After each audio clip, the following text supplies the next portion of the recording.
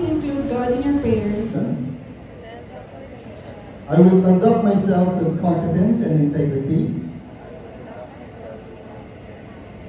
with candor and compassion, and with personal commitment to the best interest of my patients. I shall care for my patients as I would be cared for. I shall include my patients in all important decisions about their care. I shall accept all patients in a non-judgmental manner and use my skills to serve those in need. The well-being of others. Although we would have wanted to have Dr. Romy Ravon, their program chair, to be the These clinicians to please stand up.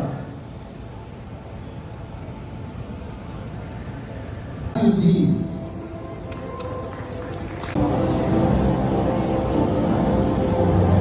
Montellano, Ron.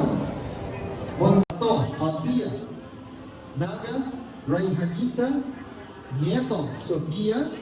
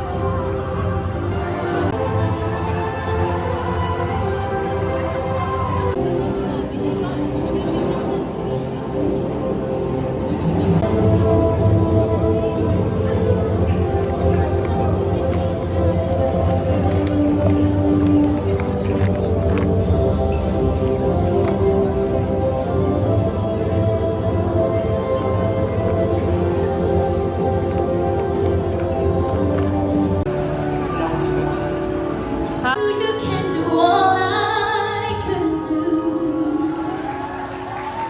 And so now it's up to you. Heard it said that people come into our lives for a reason, bringing something we must learn. And we are led to those who help us most grow if we let them. I have been changed for good in just 2 activities. Kailangan yung dexterity, matutunan mo ng maayos and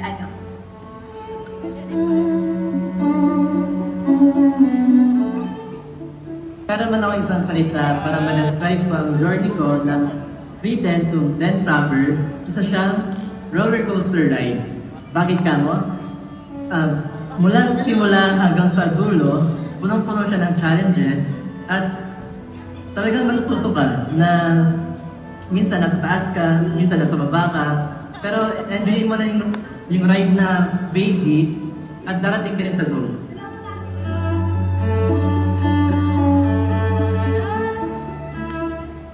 Ang most funny experience ko sa prof is yung kay Doc Ses, yung sa resto namin. Tinawag yung classmate namin, tapos sabi niya, eto, perfect to. Perfect na mali. Ayun, akala ko perfect na ako nung pala mali pala yung gawa ko. Ganun.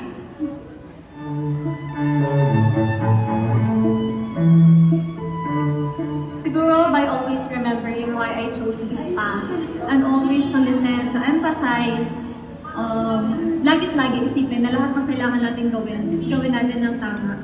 Also, matutunan dapat lahat ng bagay habang maaga pa para walang pagsisisihan. And then, palaging maging responsive at palagi din alagaan yung sarili kasi if well-maintained tayo, for sure, mas maalagaan din natin yung patient natin.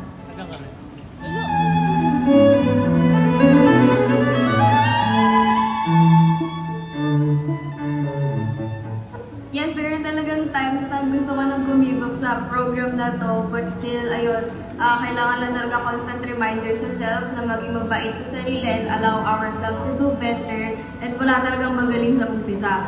Ayun, very unbelievable nandito na after so many sleepless nights and maraming pag-iyak. Ayun, soon makukuha na rin yung DMD. After you.